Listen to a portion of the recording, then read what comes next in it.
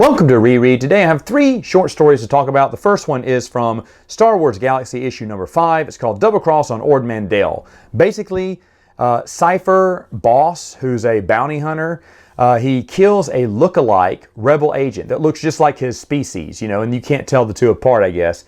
And so he kills this guy, joins the Rebel Alliance as a spy, and to be continued.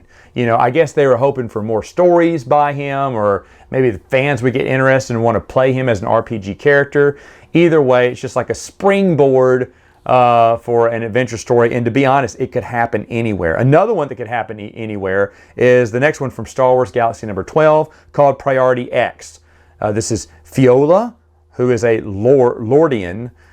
She is basically just an intro to her as she accepts a call that's a Priority X call, and she has to do, complete a quick mission. This one's a very, very, very short story. It's like a couple pages long, and again, it could go anywhere. I don't know why this here in the timeline, but it could happen anywhere during. All we know is the Death Star has been blown up, and that's it. So obviously happening between A New Hope and Empire, but it's so generic it can fit in anywhere. And the last one I want to talk about is from the Star Wars Adventure Journal number 11. This is called Command Decision, written by Timothy Zahn. Yes, Thrawn is back.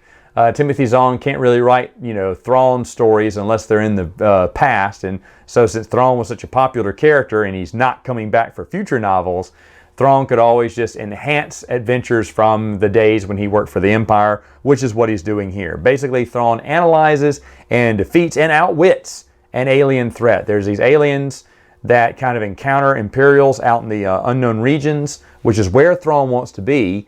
And the aliens are like saying, who goes there? He went, oh, I'm sorry, we're colonizing. We're a colony trying to find a planet. And he acts like, they're kind of weak and they don't have many weapons. And he offers the lead alien a trophy, a little present, a little gold trophy. And so as they go back, he says, well, now you can come to my ship and bring one of those TIE fighters. So Thrawn takes a moment to work on this TIE fighter, and the commander and the general, his second in command and his general on the ground, they don't know what's going on. They think Thrawn is being stupid the whole time, because it turns out that they put some of their best men, in the TIE fighter and then send them off. I don't know if it's a giant TIE fighter or a mega TIE fighter. What are all these men doing in the TIE fighter? Either way, they capture the TIE fighter. They're breaking it apart to try to learn the technology.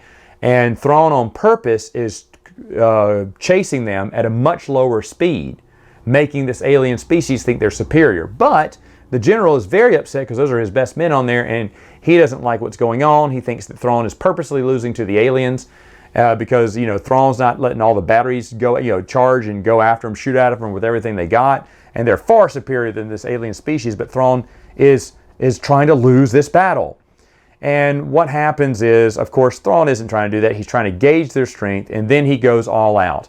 The people inside the TIE fighter, they've already got a plan to take over the aliens.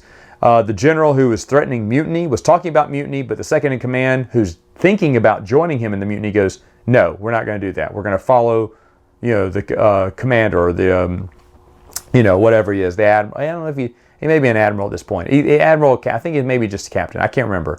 Either way, it turns out that Thrawn knew what he was doing from the beginning. The general feels stupid, and the second in command automatically turns in his resignation, because he should be court-martialed for even allowing mutiny to be talked on the bridge.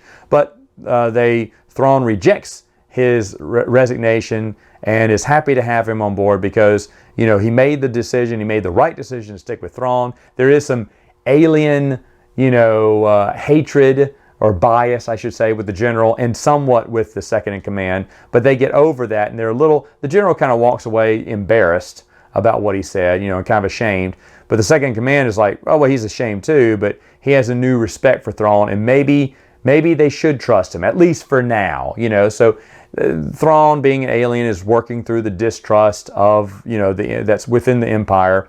But also he's telling these guys that, hey, look, this is our goal. Our goal is to go into the unknown regions. He said, this is the future of the Empire. Once the Emperor squashes all the rebellion, we're going to advance out there and squash every other threat that comes our way. So this was an alien threat. we waited for them to call their friends and they wiped them all out, and so now they're not going to be a threat. Now we're going to move on and encounter someone else. This is all part of the plan to expand the empires forever, yada, yada, yada. But at the same time, if you know Thrawn, again, you haven't read chronologically speaking, but if you already know Thrawn, I'm kind of wondering when this came out. I should have looked at the published date.